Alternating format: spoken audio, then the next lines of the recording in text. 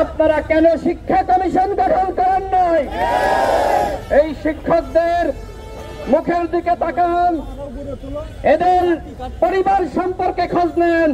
কোন শিক্ষকের সন্তান তারা চাঁদাবাজি, তারা অন্যায় অপরাধ করে না। শিক্ষকরা দুর্নীতি করে না, দুর্নীতি করে আমলারা, দুর্নীতি করে আপনার সরকারের সাথে যারা রয়েছে তারা। সুতরাং এই শিক্ষকদেরকে আর এক মুহূর্তের জন্য কষ্ট দিবেন না। আজকের মধ্যেই তাদের দাবি আপনাদেরকে মানতে হবে।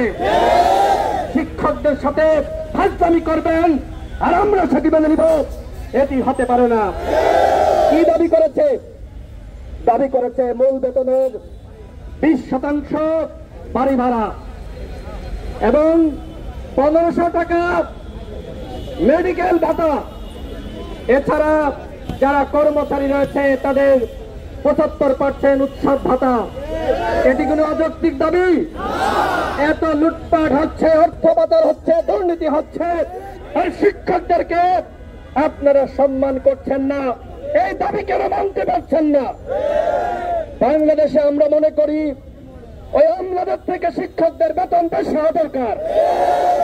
আজকে শিক্ষকরা কেন আজকে শিক্ষা প্রতিষ্ঠান আজকে শাটডাউন ঘোষণা করে কেন ঢাকায় আসবে, কেন আন্দোলন করবে? আপনারা বোঝেন না ওই আমলাদের গাড়ি লাগে, ওদের বাড়ি লাগে, ওদের অন্যান্য সুবিধা লাগে, শিক্ষকদের লাগে না? শিক্ষা কমিশন গঠন করে অনতিবিলম্বে শিক্ষকদের বেতন ভাতা বাড়াতে হবে। আর চতুর্ভুজুর করবেন আর শিক্ষকদের দোষারোপ করবেন যে তারা নাকি রাস্তা বন্ধ করে রাখে। এই রাস্তা কেন বন্ধ করবে?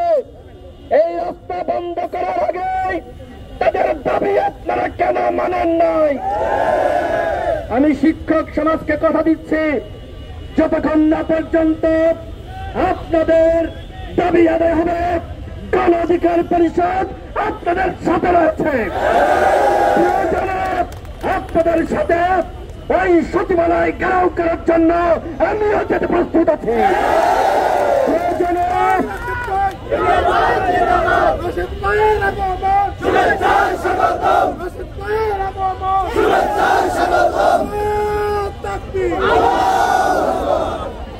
প্রিয় শিক্ষক সমাজ, আপনারা আপনাদের আন্দোলন চালিয়ে যান।